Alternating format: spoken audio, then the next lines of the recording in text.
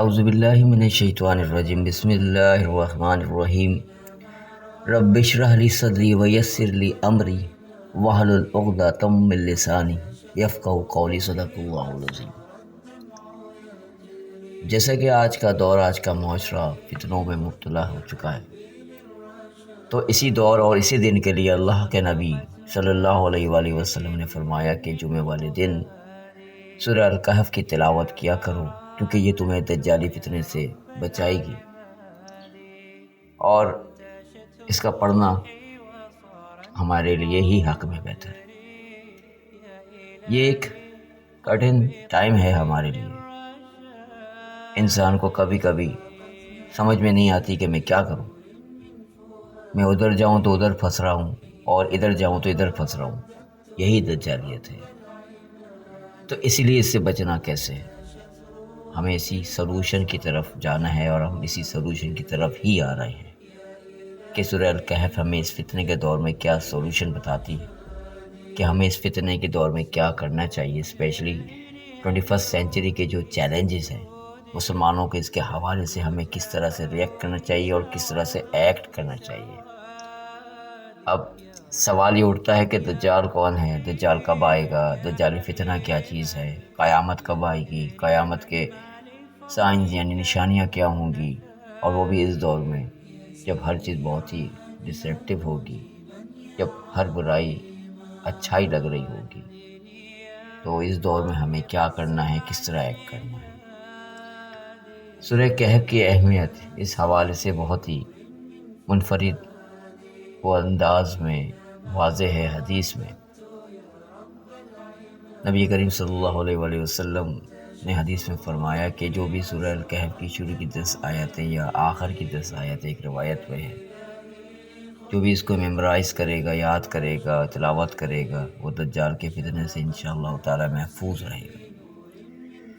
اور ایک اور حدیث کے مطابق سورہ الکہف کے بارے میں یہ آتا ہے کہ نبی کریم صلی اللہ علیہ وآلہ وسلم نے فرمایا کہ جو شخص بھی جمعے کے جمعہ سورہ الکہف کی تلاوت کرے گا تو یہ صورت اس اندھیرے میں جو میدان محشر میں ہوگا، اس کے لیے وہ روشنی یعنی ٹارچ بند کرائے گی، اس کو گائیڈ کرے گی۔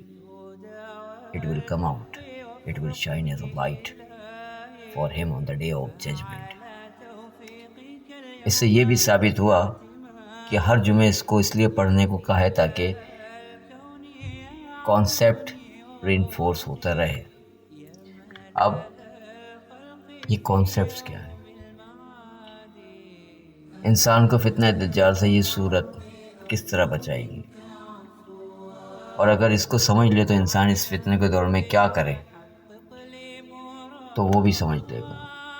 سوال یہ ہے کہ دجال کون ہے، کب آئے گا، اس کے ایٹریبیوٹس کیا ہیں؟ تو ایک ورڈ ہے فراڈ اور ایک ورڈ ہے ڈسیپشن۔ اس میں فرق یہ ہے کہ جو فراڈ ہے بہت واضح ہو جاتا ہے، فرنٹ پہ آ جاتا ہے، انسان کو شروع میں ہی پتہ چل جاتا ہے کہ میرے ساتھ فراڈ ہو رہا ہے۔ لیکن جو ڈسیپشن جو ہے وہ آخر تک نہیں پتہ ہوتا کہ دھوکے میں آ چکا ہے انسان، اور آخر میں جا کے یہ احساس ہوتا ہے جب وہ تباہ اور برباد ہو چکا ہوتا ہے، سوچتا ہے کہ میں اتنے بڑے دھوکے میں تھا، اتنے عرصے تک تھا، مجھے پتہ ہی نہیں چلا۔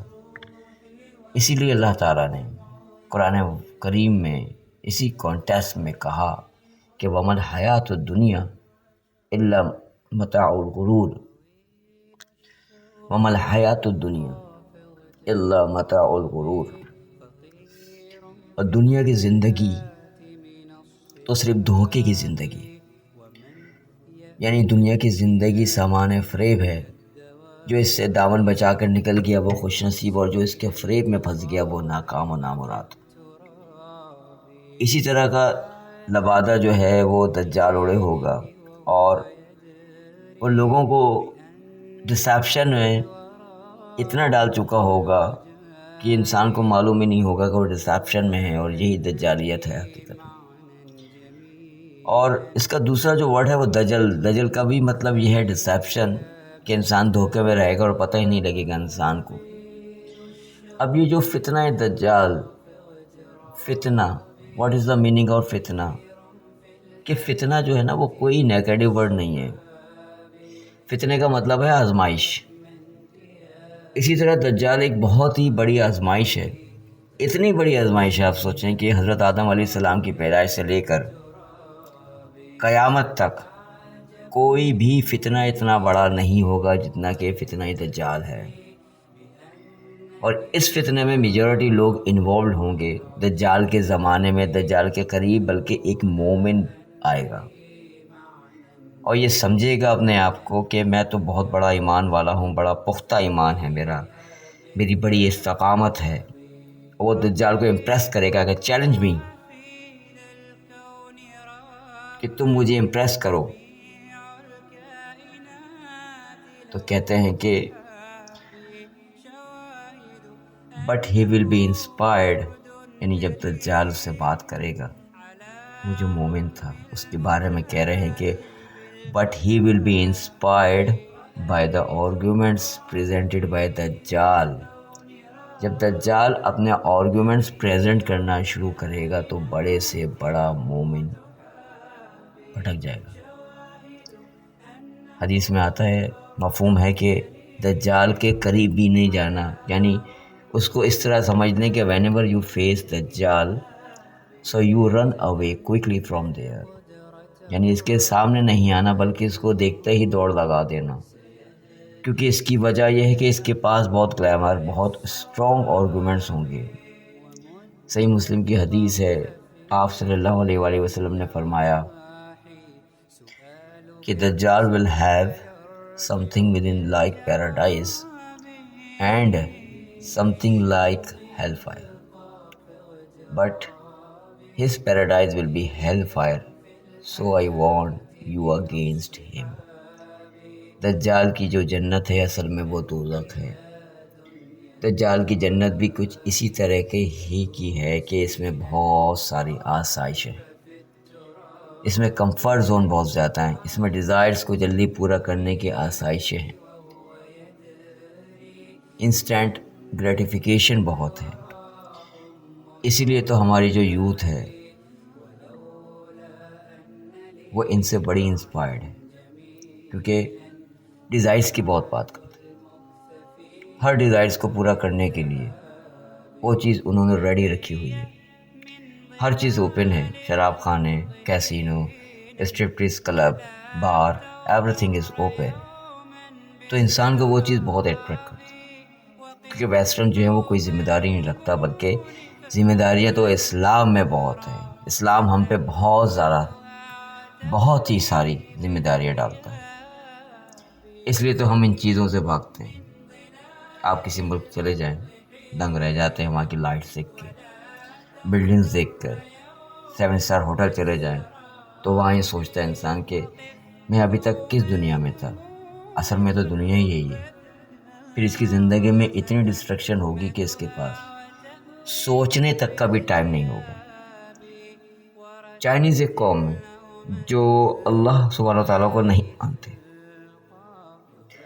ایک کمپنی میں ایک مسلمان اور غیر مسلم کام کیا کرتے ہیں، تو ایک مسلم نے پوچھا چائنیز سے کہ کیا کبھی آپ نے سوچا ہے کہ یہ آسمان، یہ چاند، یہ سورج کس نے بنایا؟ تو چائنیز مسکرایا اور کہنے لگا کہ تم لوگوں کے پاس اتنا ٹائم ہے سوچنے کا کہ یہ آسمان، یہ چاند، یہ سورج کس نے بنایا؟ ہمارے پاس تو ٹائم نہیں ہے سوچنے کا۔ تو یہی اتنی ڈسٹریکشن ہوگی کہ انسان اتنا کھپ جائے گا ڈیزائرز کے معاملے میں کہ انسان اپنی آخرت کو بالکل ہی بھول جائے گا، یعنی اس کی آنکھوں کے آگے پردہ حائل ہو جائے گا، اس کو معلوم نہیں چلے گا کہ وہ دجال کے فتنے میں پھنستا چلا جا رہا ہے، اور آخر میں بہت بڑی تباہی ہو جائے گی، یعنی اس کی تو دنیا تو گئی بلکہ آخرت سے بھی ہاتھ دھو بیٹھے گا یہ۔ اسی دور میں لوگوں نے اپنی خواہش نفس کو سب سے آخر میں نہیں بلکہ سب سے آگے رکھے ہوا ہے۔ اللہ نے پوچھا کہ کیا تم نے اس شخص کو دیکھا جس نے اپنی خواہشات کو اپنا خدا بنا لیا، یعنی اپنے نفس کے تابع ہو کے اپنے ایمان کو داؤ پہ لگا دیا۔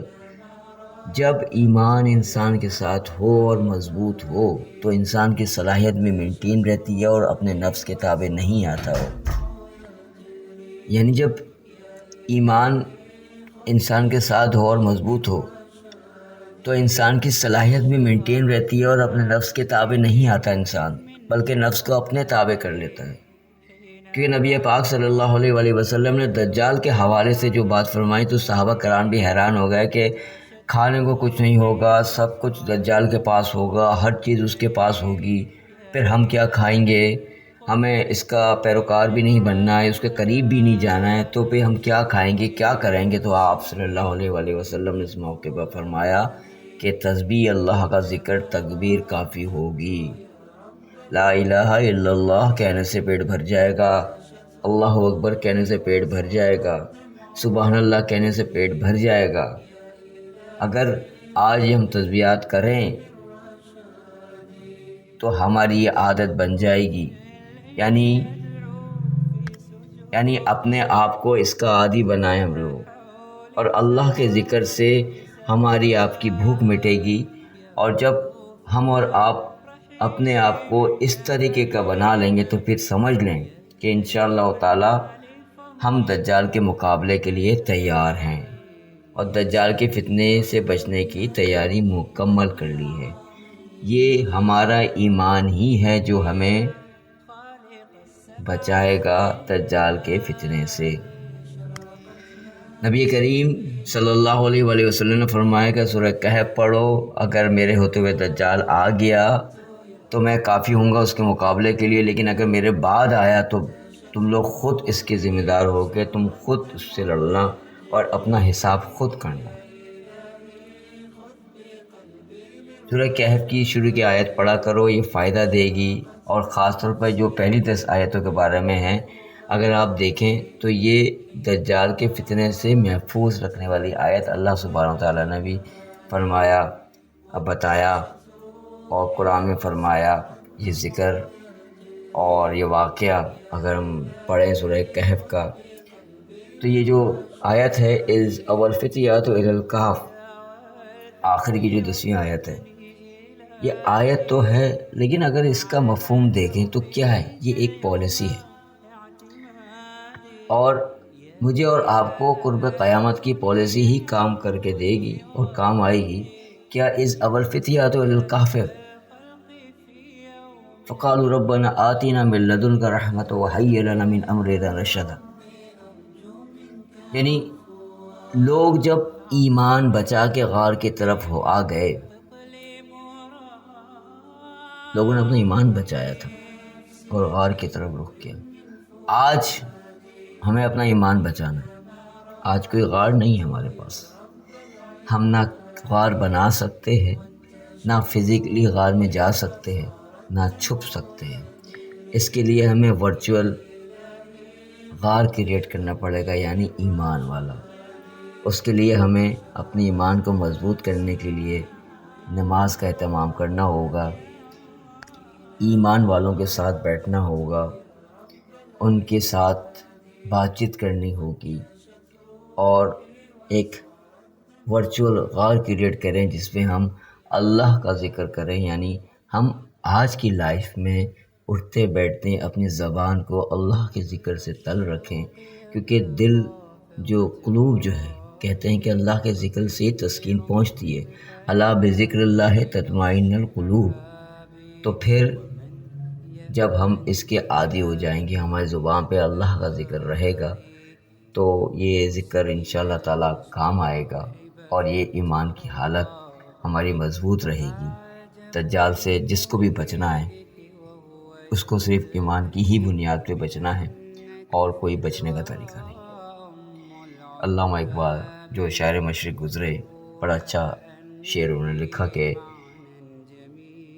نفس کا شیطان مر گیا، شیطان تو ہے زندہ، ہاں انسان مر گیا، سجدوں میں سر جھکانے کی فرصت نہیں رہی، مومن کی روح میں بسا مسلمان مر گیا، مسجد تو پکی بن گئی اور شاندار بھی، کچی ہیں رب سے چاہتے اور ایمان مر گیا۔ ہمیں ایمان والوں کے ساتھ اکٹھے رہنا ہے، ہمیں اللہ کا ذکر کرتے رہنا ہے، آپس میں ذو معنی باتیں، دنیاوی باتیں کرنے کے بجائے ایمانی باتیں کریں جس سے ایمان پختہ ہو، اور جس کو جتنا نالج ایمان دین کے بارے میں ہو، جو پراپر جس نے پڑھا ہو، اس کے ساتھ بیٹھ کے اس سے سیکھیں سمجھیں، کیونکہ آج کل ویسے فتنے بہت ملیں گے کہ جنہوں نے پڑھا نہیں خود پڑھ کے سمجھ لیا تو وہ دھوکہ ہے، کیونکہ جب تک کسی استاد سے آپ نہیں پڑھیں گے آپ کو نہیں سمجھ میں آئے گا کسی کا مفہوم۔